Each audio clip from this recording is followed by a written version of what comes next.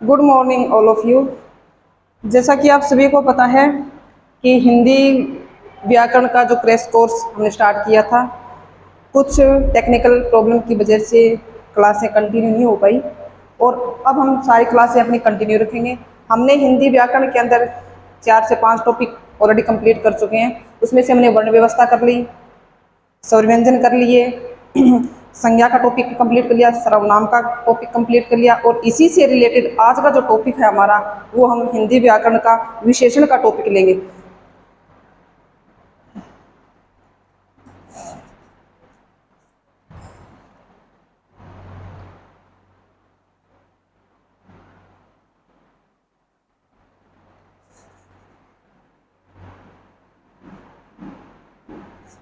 विशेषण, विशेषण देखो नाम से ही पता चल रहा है। विशेषण यानी विशेषता बताना किसी भी चीज की। क्या बताना? विशेषता बताना,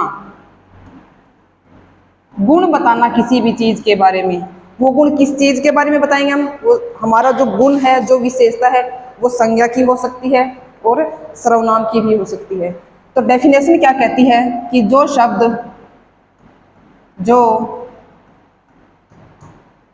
शब्द जो शब्द संज्ञा या सर्वनाम की संज्ञा या सर्वनाम की विशेषता को बताते हैं, संज्ञा या सर्वनाम की विशेषता को बताते हैं। जो शब्द संज्ञा या सर्वनाम की विशेषता को बताते हैं, उन शब्दों को क्या कहा जाता है? उन शब्दों को विशेषण कहा जाता है। जो शब्द संज्ञा या सर्वनाम की विशेषता बताते हैं,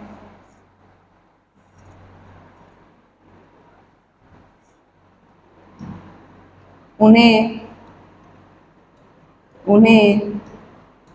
विशेषण कहा जाता है। विशेषण कहा जाता है। अब विशेषण से रिलेटेड हमारे तीन शब्द हमारे सामने आएंगे, जिनके बारे में आपको पता होना बहुत ज़्यादा जरूरी है। सबसे पहला होता है विशेष्य। विशेष्य, एक होता है विशेषण और एक होता है प्रविशेषण। प्रविशेषण, ये तीनों शब्द एक दूसरे से मिलते जुलते हैं और तीनों का जो अर्थ है वो अलग अलग होता है। सबसे पहला होता है विशेष्य अर्थात सब्जेक्ट। विशेष्य क्या होता है? जिसकी विशेषता बताई जाए, जिसकी विशेषता बताई जाए, जिसकी विशेषता बताई जाए उसे क्या कहा जाता है? विशेष्य। उसे विशेष्य कहा जाता है। और ये जो विशेष्य है, ये संज्ञा या सर्वनाम कोई भी हो सकता है। ये हमारी संज्ञा भी हो सकती है और ये हमारा सर्वनाम भी हो सकता है। ये हमारी संज्ञा भी हो सकती है और ये हमारा सर्वनाम भी हो सकता है। दूसरा आता है विशेषण। विशेषण क्या होता है? जो विशेष्य की विशेषता बताए, विशेष्य की विशेषता बताई, विशेष्य की विशेषता बताई, यानी जो शब्द विशेष्य की विशेषता बताई अर्थात संज्ञा या सर्वनाम की जो विशेषता बताता है, उसको हम विशेषण कहते हैं। तीसरा शब्द आता है प्रविशेषण। ये सारे के सारे एक दूसरे से संबंधित है। प्रविशेषण क्या होता है? जो शब्द विशेषण की भी विशेषता बताए, विशेषण की विशेषता बताई, विशेषता बताई, यानी जो शब्द विशेषण की भी विशेषता बताए, उनको बोला जाता है प्रविशेषण। विशेषण भी संज्ञा और सर्वनाम की तरह एक विकारी शब्द होता है, और विकारी शब्द वो होते हैं जिनके अंदर लिंग, वचन, काल आदि के आधार के ऊपर परिवर्तन करना संभव होता है। यानी जिन शब्दों में परिवर्तन हो वो विकारी होते हैं, और जिन शब्दों में परिवर्तन ना हो वो अविकारी होते हैं। फॉर एग्जाम्पल, जैसे मैंने एक शब्द लिखा राम, राम अच्छा लड़का है, राम अच्छा लड़का है। अब देखो यहाँ पे विशेष्य क्या है, बात किसके बारे में हो रही है।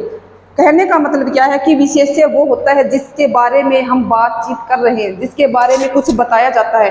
तो यहाँ पे राम क्या, राम के बारे में बात हो रही है, तो राम क्या है हमारा यहाँ पे, राम हमारा यहाँ पे विशेष्य को इंडिकेट कर रहा है। विशेष्य अच्छा उसकी विशेषता है, उसका एक गुण है, तो अच्छा क्या होगा यहाँ पे, विशेषण, विशेषण। लेकिन अगर मैं अच्छे के आगे बहुत लगा दूं, राम बहुत अच्छा लड़का है, तो ये जो बहुत शब्द लगा है, ये बहुत जो शब्द है ये हमारा प्रविशेषण के अंदर चला जाएगा।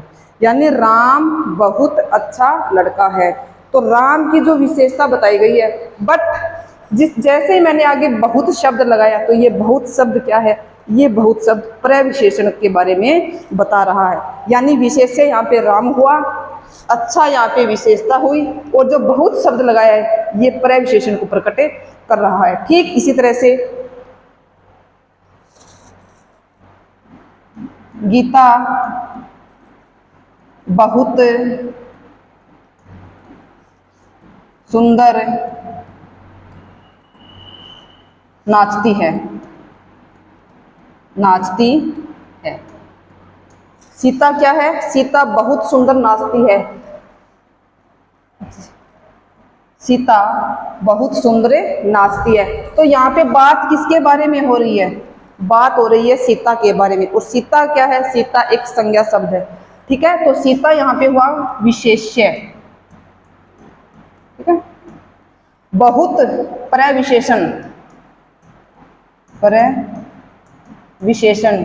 और सुंदर क्या है, सुंदर उसके गुण को बताया गया है, ठीक है, सुंदर विशेषण। यहां तक चीज क्लियर हुई।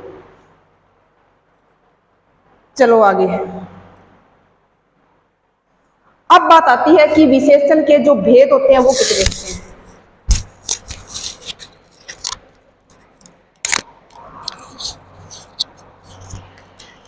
विशेषण के प्रकार कह दो, भेद कह दो, एक ही बात है। विशेषण के भेद, भेद लिख दो, प्रकार लिख दो, संख्या लिख दो, या इसके टाइप्स कह दो, एक ही चीज होती है। तो विशेषण की जो भेद होते हैं वो इसके 4 तरह के अंदर में इसको डिवाइड करेंगे। पहला होता है गुणवाचक विशेषण, गुणवाचक विशेषण, विशेषण।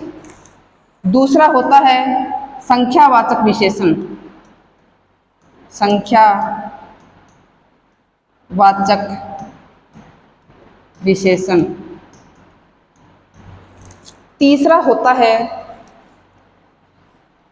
द्रव्यवाचक विशेषण, वाचक विशेषण। और चौथा होता है सार्वनामिक विशेषण, नामिक विशेषण, या इसको हम संकेतवाचक भी बोलते हैं।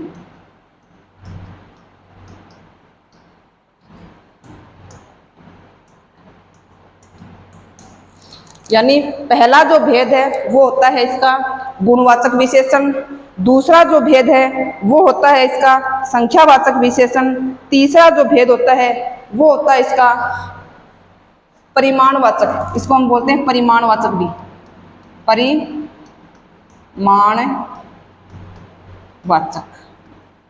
ठीक है। द्रव्यवाचक कह दो, परिमाणवाचक कह दो। सार्वनामिक विशेषण को संकेतवाचक भी बोला जाता है क्योंकि इसके अंदर संकेत पाया जाता है।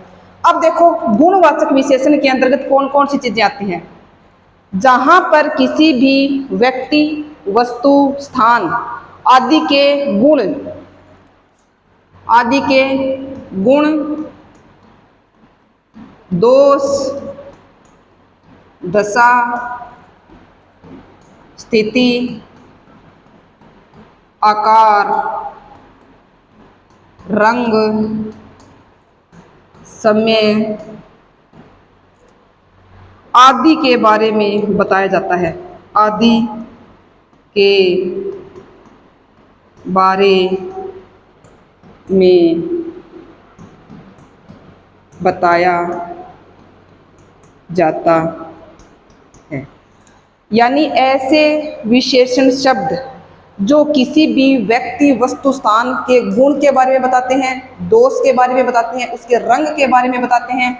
यहाँ पे लिखो स्वाद, यानी किसी वस्तु के टेस्ट के बारे में बताएंगे, समय के बारे में बताएंगे, उसकी सिचुएशन के बारे में बताएंगे, उसकी दशा के बारे में बताते हैं। जो शब्द इन चीज़ों के बारे में बताते हैं वो हमारे किस विशेषण के अंतर्गत आते हैं, वो हमारे गुणवाचक विशेषण के अंतर्गत आते हैं। जैसे कि फॉर एग्जाम्पल आम मीठा है, मीठा है। आम कैसा है? मीठा है। तो आम की जो विशेषता बताई गई है वो इसके स्वाद के आधार पे बताई गई कि इसका टेस्ट कैसा है। तो आम कैसा है? मीठा है। तो ये मीठा जो शब्द है ये किसको प्रकट कर रहा है? ये गुणवाचक विशेषण को प्रकट कर रहा है, गुणवाचक विशेषण के बारे में बता रहा है। दूसरा जो आता है वो आता है हमारा संख्यावाचक विशेषण। संख्यावाचक यानी संख्या के बारे में बोध होता है। जिन विशेषण शब्दों से, जिन विशेषण शब्दों से संख्या के बारे में पता चले या संख्या का बोध हो। जिन विशेषण शब्दों से किसी भी चीज की संख्या के बारे में पता चले उसको संख्यावाचक विशेषण कहा जाता है। और जो संख्यावाचक विशेषण है वो दो तरह का होता है, एक निश्चित होता है और अनिश्चित होता है। पहली जो होती है वो निश्चित होती है, निश्चित संख्यावाचक, निश्चित संख्यावाचक, संख्यावाचक। और दूसरा होता है वो अनिश्चित संख्यावाचक, अनिश्चित संख्यावाचक, संख्यावाचक। निश्चित के अंदर आएंगे जैसे पेड़ पर 5 पक्षी बैठे हैं, यानी संख्या है वो 5 निश्चित कर दी, बता दे भी 5 ही पक्षी हैं। यानी जैसे कक्षा में 10 बच्चे हैं, कक्षा में 10 बच्चे हैं, बच्चे हैं। तो ये जो 10 संख्या है हमें पता है भी 10 बच्चे हैं तो इसको हमने काउंट करें यानी इसको गिन सकते हैं हम।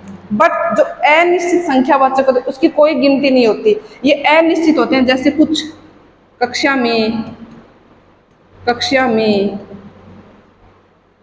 कुछ बच्चे हैं, बच्चे हैं। ये जो कुछ शब्द आया है ये हमारा अनिश्चित संख्या को प्रकट कर रहा है। यानी कक्षा में 10, पेड़ पे 10 पक्षी बैठे हैं, क्लासरूम में 20 बच्चे बैठे हैं, थाली में 2 लड्डू रखे हैं। तो ये जो 10, 20, 2, 5 ये जो शब्द बताइए ये हमारे निश्चित संख्या के अंदर चले गए। बट जो कुछ हो गया, मेरे को कुछ पैसे चाहिए, तो कुछ का मतलब कितना भी हो सकता है, वो 100 भी हो सकता है, वो 1000 भी हो सकता है। तो ये हमारे अनिश्चित संख्या के अंतर्गत आएंगे। इसी तरह से निश्चित संख्या में और कौन कौन से आते हैं, जैसे 1000, इधर लिखते हैं 1000, सैकड़ा, ये हमारे निश्चित संख्यावाचक विशेषण के अंतर्गत इनको प्रयोग करते हैं। अगला होता है परिमाणवाचक विशेषण। परिमाण का अर्थ होता है मापना, तोलना, माप, तोल। परिमाण का अर्थ क्या होता है? किसी भी चीज को मापना, तोलना। यानी जिन चीजों को केवल मात्र मापा तोला जाता है, गिना नहीं जाता, उन विशेषण शब्दों को हम परिमाणवाचक विशेषण कहते हैं। संख्यावाचक के अंदर हम संख्याएं काउंट कर सकते हैं, बट जो परिमाणवाचक जो चीजें होती हैं उनको केवल मात्र मापा तोला जाता है। जैसे जैसे 10 किलो 10 किलो आटा, ठीक है। इसी तरह से 10 ग्राम सोना, इसी तरह से 5 तोले चांदी, पाव, क्विंटल,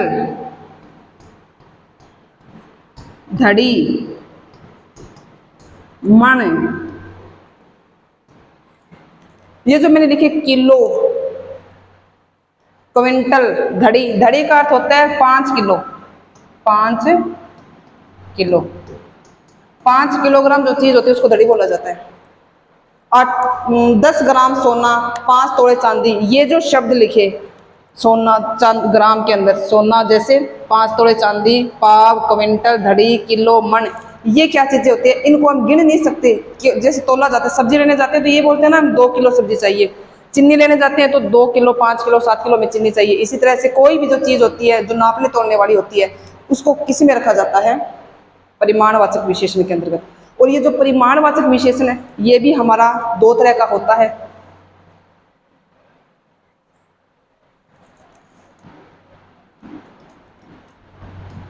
परिमाणवाचक विशेषण ये भी हमारा 2 तरह का होता है। एक निश्चित होता है, निश्चित परिमाणवाचक, परिमाणवाचक, और एक होता है अनिश्चित परिमाणवाचक, अनिश्चित परिमाणवाचक, परिमाणवाचक। निश्चित के अंदर जो चीज निश्चित होगी, जैसे किलो, 10 ग्राम,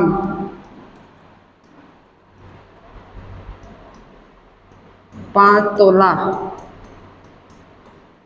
1 मीटर, 2 लीटर,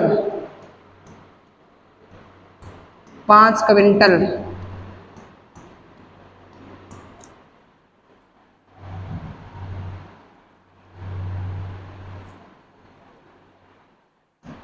क्विंटल, 3 मन।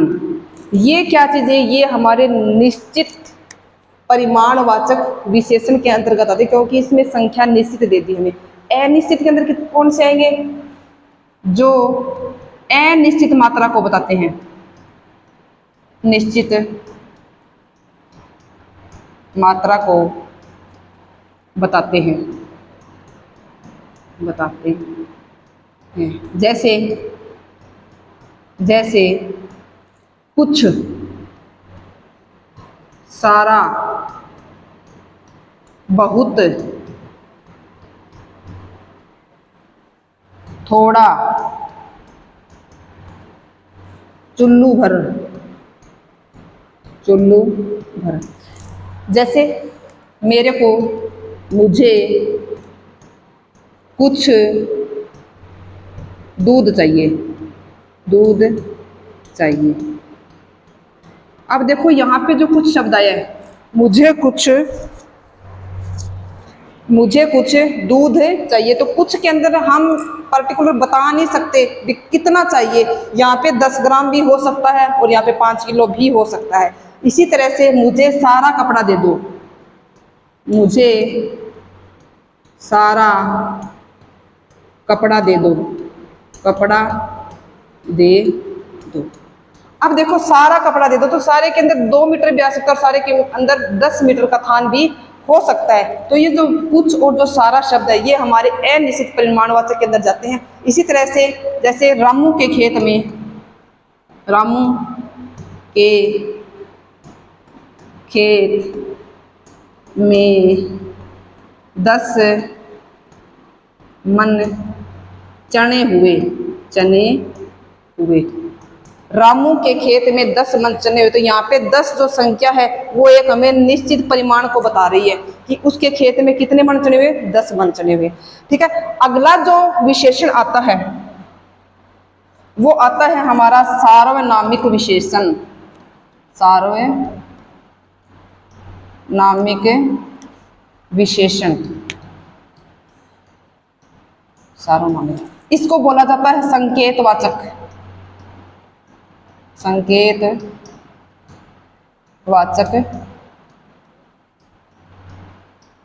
विशेषण, सार्वनामिक कह दो, संकेतवाचक कह दो, एक ही बात है। डेफिनेशन क्या कहती है कि जो विशेषण शब्द, जो विशेषण शब्द संज्ञा या सर्वनाम से पहले आके, शब्द संज्ञा या सर्वनाम से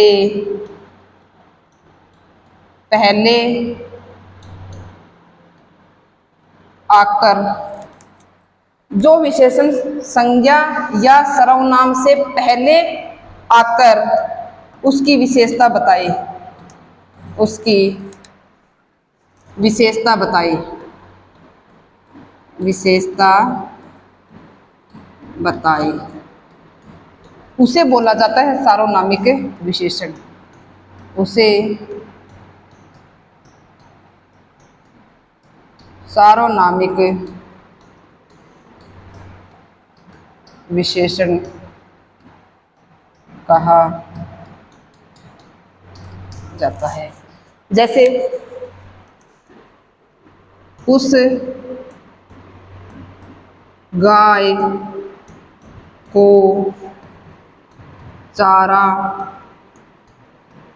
डालो, उस देवी का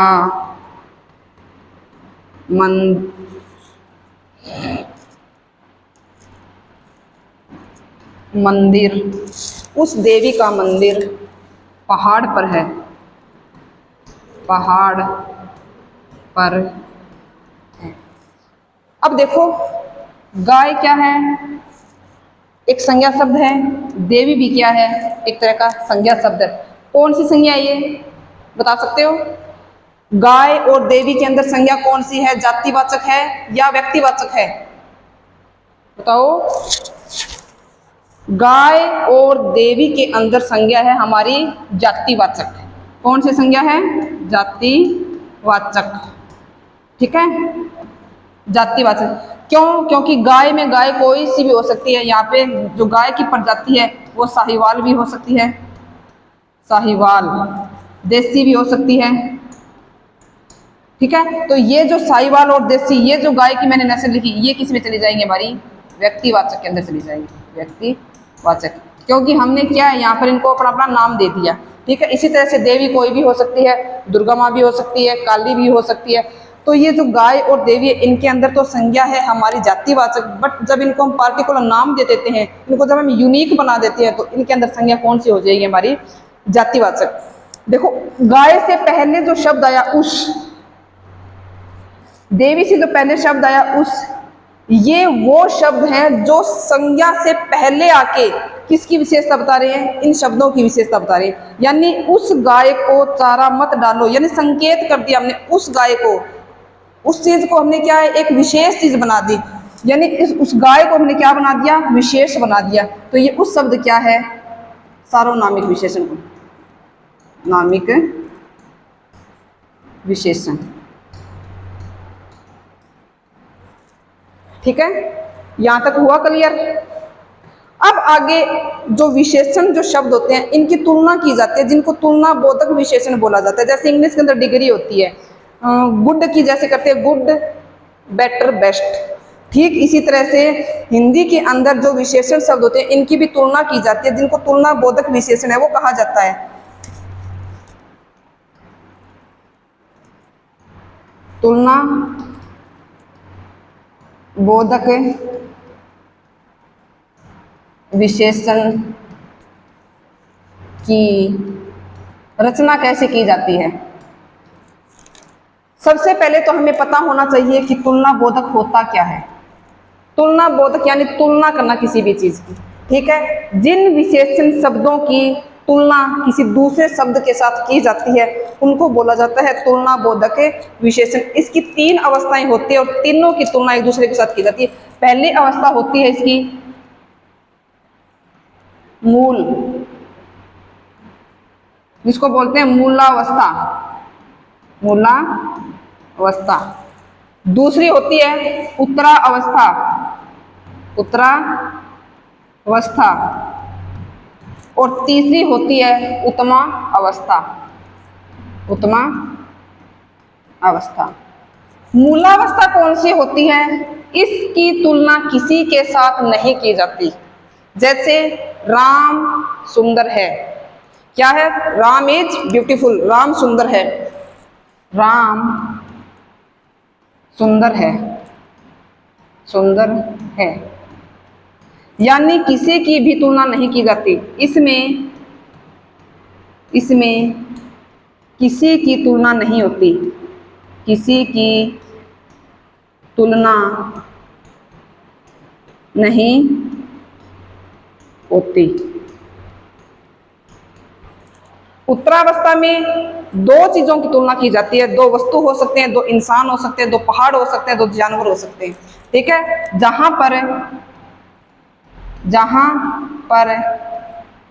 2 वस्तुओं की तुलना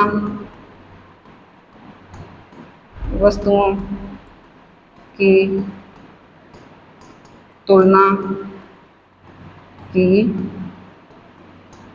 जाती है। यानी जहां पर किन्हीं 2 वस्तुओं की तुलना है वो की जाती है, वहां पे होती है हमारी उत्तरा अवस्था। तीसरी होती है उत्तमा अवस्था। ये क्या है कि सबसे उत्तम माना जाता है। उत्तमा का अर्थ मतलब सबसे ग्रेट, उत्तम, सबसे उत्तम, सबसे उत्तम। यानी उत्तरावस्था के अंदर इन दोनों की तुलना, उत्तमावस्था के अंदर इन दोनों की तुलना इसके साथ की जाती है। यानी सबसे महान जो चीज होती है। यहां पर 2 या 2 से जो अधिक चीजें होती है, 2 या 2 से अधिक चीजों के बीच में तुलना है वो की जाती है। यानी 2 से अधिक चीजें मिलेंगी हमें, पर 2 या 2 से अधिक वस्तुओं के बीच में तुलना की जाती है, वस्तुओं के बीच में तुलना की जाती है। अब देखो, राम सुंदर है मतलब मूल अवस्था के अंदर राम की तुलना कहीं पर किसी के साथ नहीं की गई। बट अगर मैंने यहाँ पे ये लिख दिया राम श्याम से सुंदर है, श्याम से सुंदर है, सुंदर है। राम क्या है? राम श्याम से सुंदर है। तो राम की तुलना किसके साथ हुई? श्याम के साथ हुई, ठीक है। इसी तरह से यहां पे लिखा राम सबसे सुंदर है, राम सबसे सुंदर है। तो यहां पे जो राम की जो तुलना है वो बहुत सारे लोगों के बीच में कर दी हमने, ना कि इन 2 के बीच में किया। राम है वो सबसे सुंदर है, यानी सबसे यूनिक है, ठीक है। अब इनकी जो रचना करते हैं वो किस तरह से होती है? यानी मूल अवस्था के अंदर अगर हम तर लगा देते हैं, तर, और इसमें अगर हम तम लगा देते हैं, मूल अवस्था के अंदर अगर हम तर लगा देते हैं तो वो उत्तरावस्था बन जाती है, और तम लगाने के बाद वो उत्तमा अवस्था बन जाती है। जैसे कि लघु, ये इसका मूल रूप है, यानी मूल शब्द। इसका उत्तरावस्था और इसकी उत्तमावस्था, उत्तमावस्था। जैसे लघु, लघु के अंदर मैंने तर लगाया, लघुतर, लघुतर यानी इससे अच्छा, और लघुतम सबसे अच्छा, लघुतम, ये इनके बीच की तुलना को बता रहे हैं। ठीक इसी प्रकार से जैसे एक शब्द लिखा मैंने सुंदर, सुंदरतर और सुंदरतम। ठीक इसी प्रकार से गुरु, गुरुतर और गुरुतम, गुरुतम। ये जो शब्द हैं तर उत्तरावस्था को इंडिकेट कर रहे हैं, बट जो तम लगाने के बाद जो शब्द बना है लघु से लघुतम बना, ये हमारी उत्तरावस्था को प्रकट कर रहा है। फॉर एग्जाम्पल,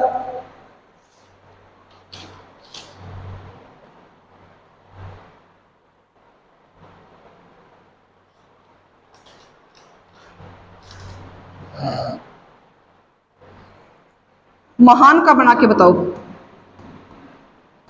बनाओ शाबाश। महान की उत्तम अवस्था क्या होगी, क्वेश्चन पुट आउट करो। महान की उत्तम अवस्था क्या होगी, बोलो। इसकी होगी महानतम, महानतर या महत्तर, और इसकी होगी महत्तम। ठीक है, ये था हमारा विशेषण का टॉपिक। बहुत छोटा सा टॉपिक है, अगर कोई दिक्कत है, कोई समस्या है तो आप अभी से मेरे से पूछ सकते हैं। फिर हम अपनी क्लास को ऑफ करते हैं।